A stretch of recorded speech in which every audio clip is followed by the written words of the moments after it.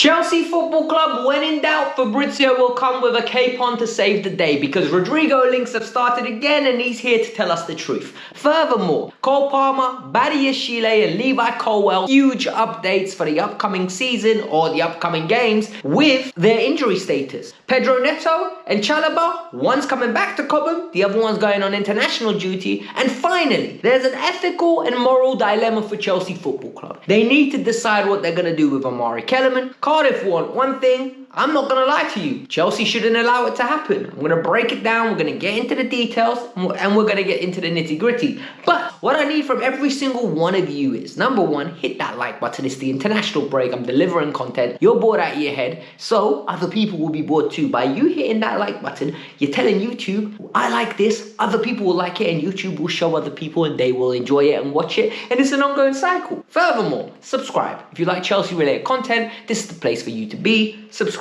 But let's keep it steady. So a couple of days ago, Chelsea Football Club were linked with Rodrygo. A couple of people slid into my DMs on Twitter. Alex, why are you not talking about this? This is a massive story. Rodrygo's linked with Chelsea. And in my head, it was trust the source, G. Look at that source. It was Indicaliga. I don't think Indicaliga is a credible enough source, in my opinion, for me to report on him. Because I think before Ornstein gave him one little tick, since then, no one rated it. All of a sudden now, people take his news and run with it. But Fabrizio Romano has come out and said, according to his sources, there is no conversations going on. This is a dead story. And I can't lie to you, if we just use our brain, of course it's a dead story. Chelsea have just invested £90 million into two left wingers. Chelsea have got Joao Pedro for the 10 with Cole Palmer. They've got Estevao and Pedro Neto. And they got Kenda coming in. They are not going after a left winger. Our left winger problems in Chelsea's eyes are fixed. Garnacho and Gittins is what we have. You live with what you have. You have invested. This is you for the next 2 years. This is your girlfriend for the next 2 years. You make it work. If it doesn't work, then you're going to break up and get a new girlfriend in two years. And in this case, Rodrygo ain't coming. And furthermore, a lot of people are asking me, Rodrygo has not been good at Real. I think he hasn't got a goal in 30 games. Would you still have him? Of course I would. Yo, players of Rodrygo's talent don't grow on trees. He is in a position right now where he's undervalued, which is definitely impacting his confidence. The confidence is portrayed in his performances on the pitch. All he needs is a new environment and this guy will shine and you will see his quality again. I don't know where this environment is, but I think if he becomes available, there will be clubs bending over backwards trying to find the money to absolutely bring him into the club. It might not be Chelsea due to the wages and them already doing their business, but I would not be shocked if clubs went out of the way to sign him. So Rodrygo is a talented player. However, Fabrizio's deaded it and I totally believe it. The next story is regarding players that are going to be returning to Chelsea from injury. Number one, Cole Palmer. Bobby Vincent has come out with a very interesting article and he speaks about Cole Palmer, Levi Colwill and Benoit Badiashile. Let's talk about Cole first. So Cole Palmer looks set to return for the historic clash against Barcelona, as it was worded, purely based on the fact that he's very keen to play and his timeline coincides with this. Don't do it. I've said it before, I'm going to reiterate it again. We will play Barcelona without Cole Palmer and it's fine. We lose, you lose. You win, you win. You draw, you draw. You do not need to rush Cole back. They rushed Cole back for what? For Brentford and then Bayern. What ended up happening? We lost him for a significant period of time. If he needs to miss the Bayern and Arsenal game, so be it. Listen, we will live with the consequences. What I don't want to live with is Cole Palmer out till January, out till February, out till March, because that doesn't help anybody. I want Cole Palmer to be a Chelsea player for years to come, not for months to come or weeks to come. I want him to be a Chelsea player for years to come. Look after him, manage him, don't be stupid. Benoit Badiashile looks set to apparently return against Burnley. This guy has not even done a full training session yet, but it is expected that he's going to do it in the coming weeks or days. The problem here is it's the same boat with Big Ben. You've got a partnership now. Chalobah and Fofana. Whether you like it or not, that's going to be the partnership moving forward. Until we go to 2 games a week, then Fofana's going to have to come out. But for me, in that situation, it's simple, right?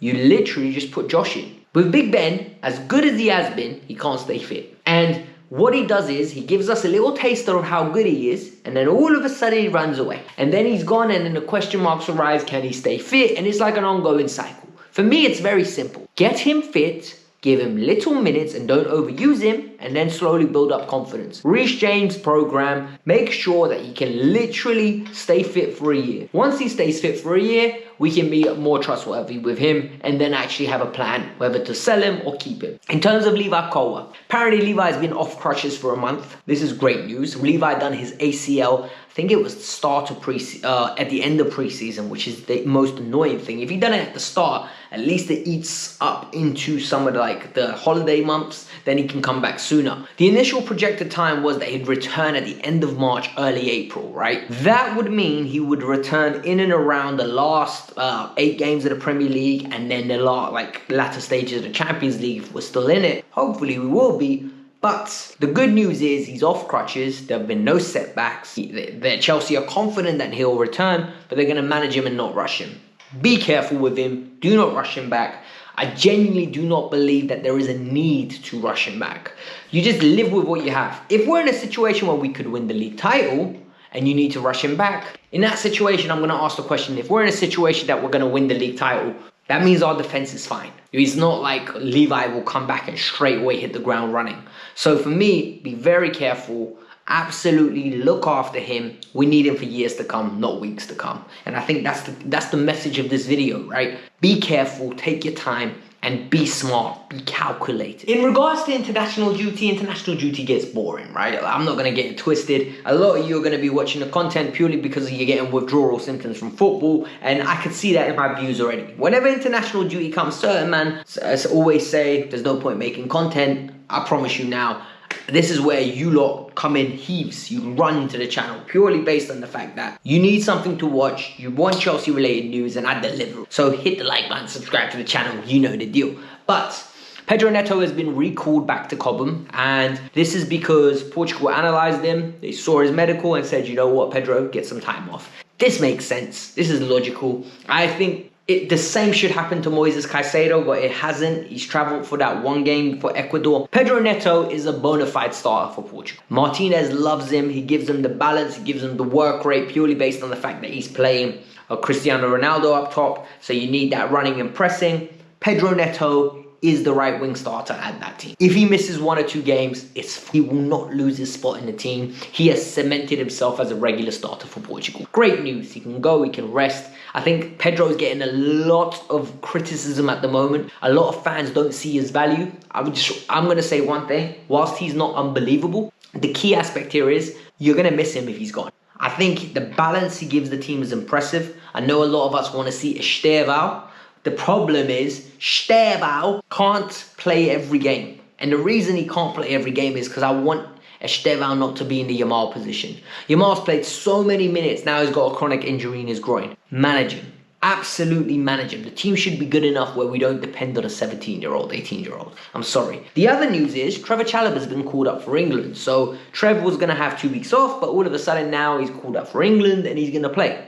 This is great news for Trev on a personal level, right? Trev played against Senegal for England. Him and Levi absolutely pooped the bed. And Jackson gave him a long day in the office. And England lost that game. Since then, I don't think he's been called up. Now, the way he's injured, Chalobah's been called back up. This is important for Trev if he wants to go to the World Cup. And I can't lie to you, I want all the Chelsea players that are eligible to go to the World Cup to go. Because it's a massive occasion. The more players we have there means the better squad we have. The better squad we have, the likelihood is we're better performing. So for me, there's a direct correlation with that. Plus, if Trev goes and does really well and we want to move him on, it's going to be our starting with a 4 bait. 2 digits with a 4. So good on Trev. Good luck to him. I hope he secures an England spot for the World Cup. Now the final conundrum that we need to talk about. So in life, sometimes you get put in positions where you need to make a decision. Is the right thing to do really the thing you need to do? Or do you need to think about yourself? You know, sometimes you need to allocate your own resources, or do you help others? And in this case, Omari Kellyman has been at Chelsea for, I think, a year now. And the poor kid's been injured, man. He just cannot catch a break. Finally, he's gone out on loan. He's playing in League One with Cardiff. He's absolutely playing a lot of minutes. I can't even say if he's blowing it up or if he's looking poor. I haven't watched, I haven't kept tabs. It's really unfair to just look at stats. I think the most important thing is he's staying fit and he's playing full. I've seen some comps, some highlights from and people saying he looks like Yamal, which makes me really laugh, in terms of style of play. He ain't no Yamal, behave yourself. But the key here is he's fit. Now, Nazir Cancelo is reporting that Cardiff have verbally asked Chelsea if he can play in the quarter-final of the League Cup. And this is where the conundrum kicks in. Do you let him? Because in reality, the ethical thing to do is, yeah, you let him. Because what's he going to do? Play against us? If he knocks us out, we only have ourselves to blame. This is a League One side in Cardiff. Me personally, I ain't letting it happen. He's a starter for him. Play your second choice right winger. I don't care. Play your second choice. I don't want to give any team any advantage. He's our player. I don't want him to play. And personally, I just think we need to win that game. And if we're making them weaker by giving them a second choice right winger, so be it. People are going to say, Alex, it's a League One side. Behave yourself. I get it. You want me to behave myself, but I don't care. I genuinely believe Chelsea need to be very smart. Chelsea need to be calculated. And Chelsea need to do what's best for Chelsea.